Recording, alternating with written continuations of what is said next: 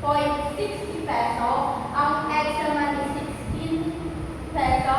And the salt is 0.26. So let's discuss first the 130% profit margin.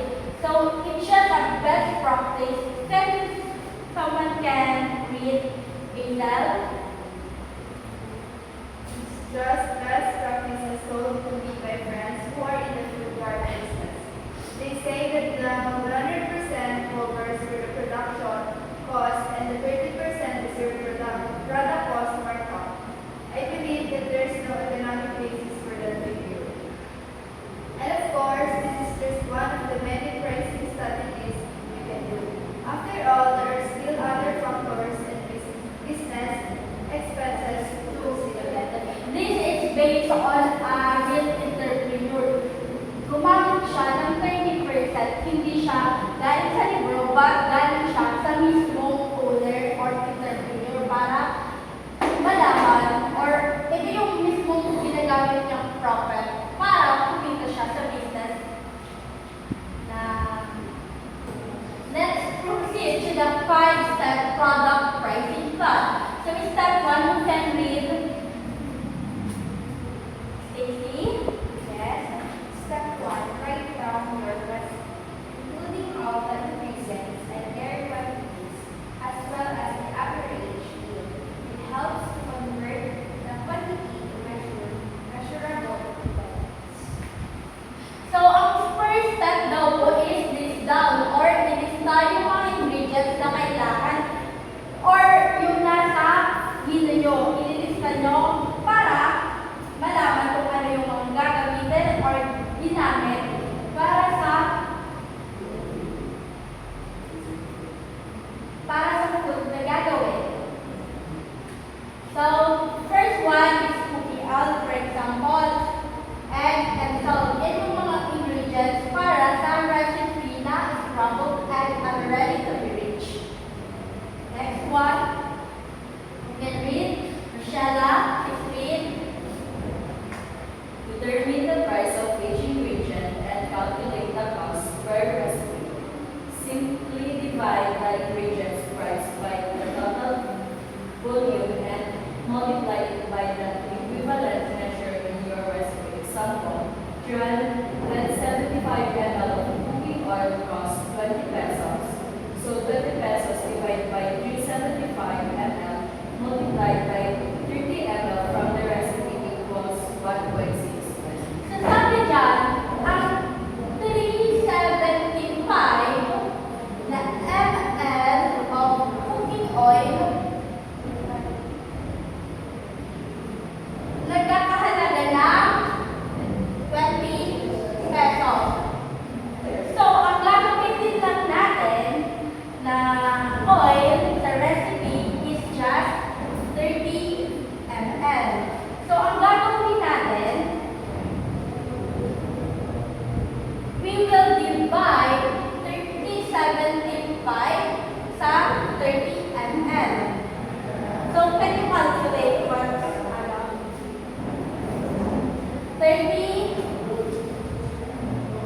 375 divided by 30. So to get this step, we need to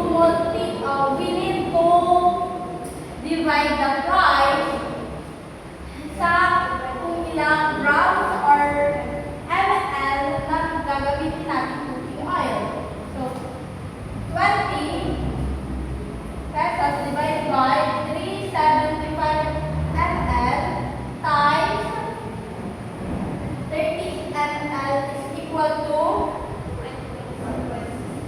1.60. So, nakuha na kung paano i-compute. And we will proceed to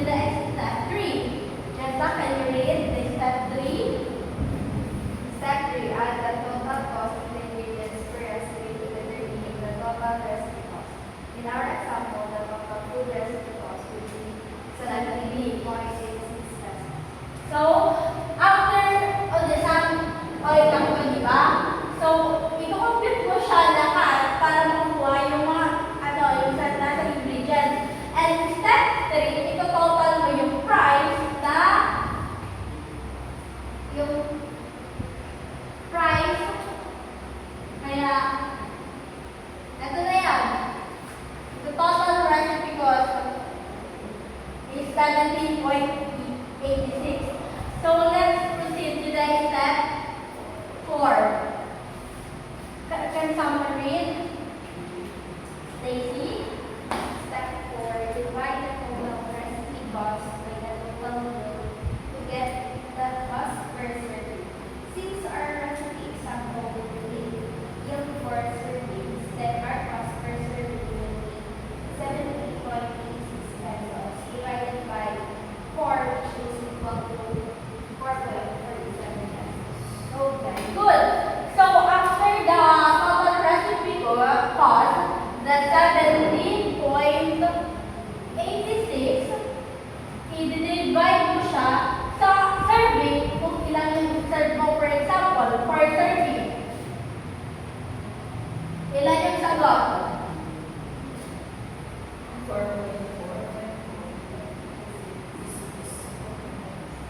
Or 4.7 gram off. So after, let's proceed to the step 5.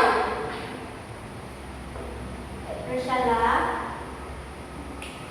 Now add your markup to the cost per serving. If we'll follow the simple pricing strategy I wrote before, then this would be considered as a make and sell items that requires 130% profit margin. So, first, before tayo mag-come up sa step 5, we will identify the 113% profit of the margin sa for serving ng egg. So, ang gagawin natin, 113% times the cost per serving. The 4.47. Pa-count daw po. Pa-calculate. Lagyan niyo lang, percent.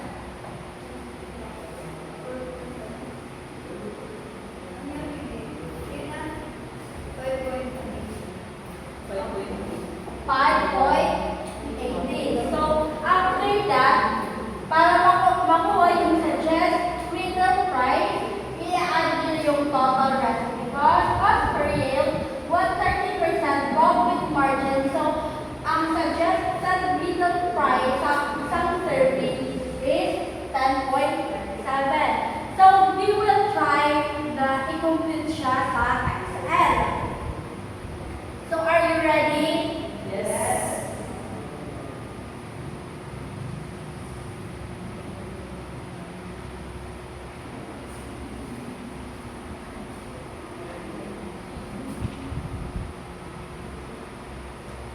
So, ito na siya.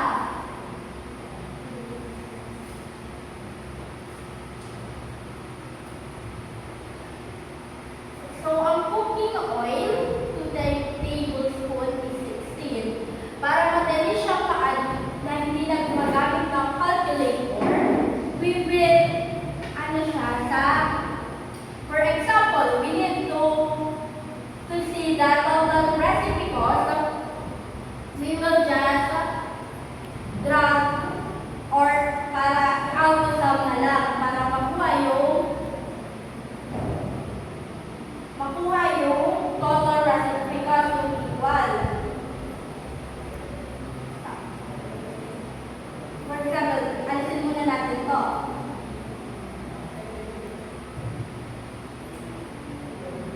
So, i-drag natin. So, basic, para mas madali tayo na hindi na tayo gumagamit ng calculator. So, lumalabas is 33.86. Paano naman sa cost per yield? Ayan. So, para makuha yung 30% profit of margin, so, yung gamitin nyo is max. Hindi siya yung candy. So, number 1 is the 30%. Gamitin natin.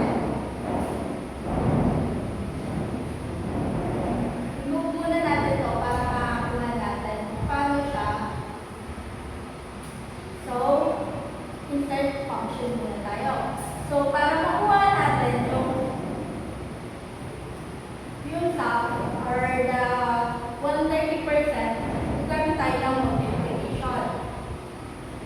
The first one, input the 130% and the, ilan yung ano guys, yung cost per serving na nakalagay,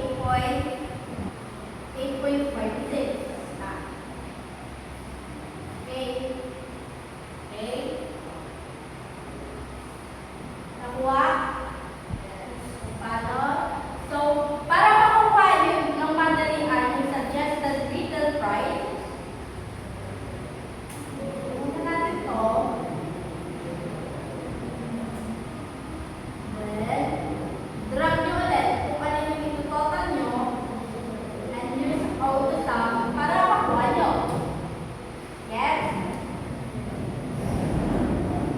Ano pa yung gusto nyo i-try? Bilhin ano lang na.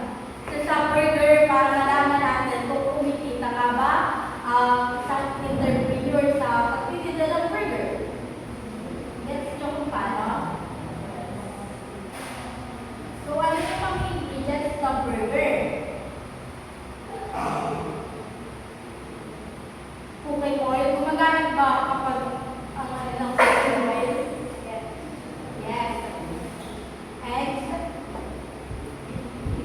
Depende kung magpamaan. So, we will put buns. So, ano pa? Patty. Patty, ano pa?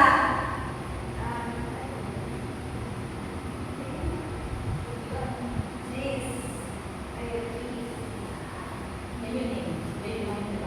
Ketchup. Dressing. Spelling dressing.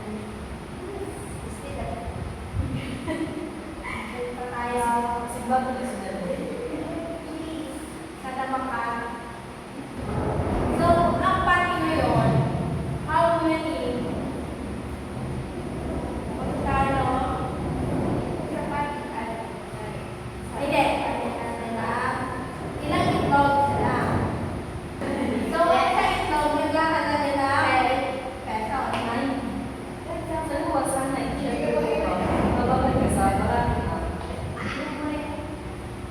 So, ang patty, magkano?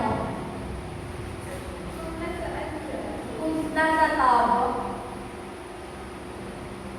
yung CDO, nag-on siya ng 78, may laman na anim. So, para mas mamadali tayo, we will use the formula. Let's say 78 divided by 6. We get man 13 ang isang copy. Kung ang gagamitin natin is CDO. Sa dressing naman, lalagay pala natin dito kung magkano.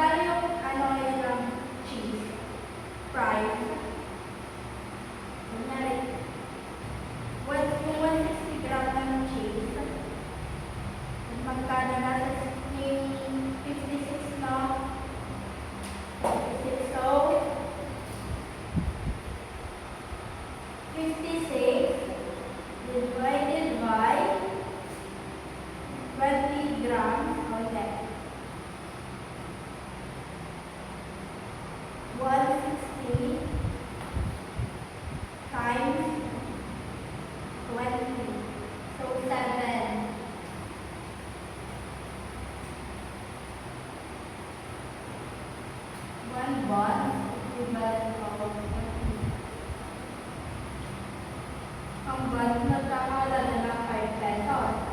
For example, 5 pesos or 4. Kasi nasa 20 ang ano ba?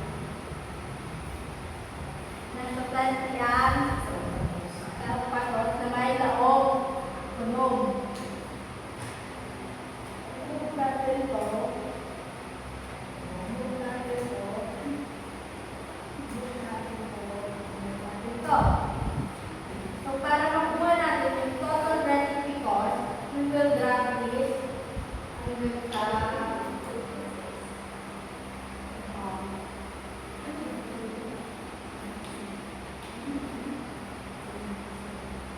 so, nasa 5.536 yung total recipe cost. Para makuha yung ay dapat alam natin kung magsilan yung serving. Yung isang burger, 1 serving lang yun. And then, sa cost per serving, ano yung sabi sa step? We will divide 5 by 4. 1. Yes, 5.536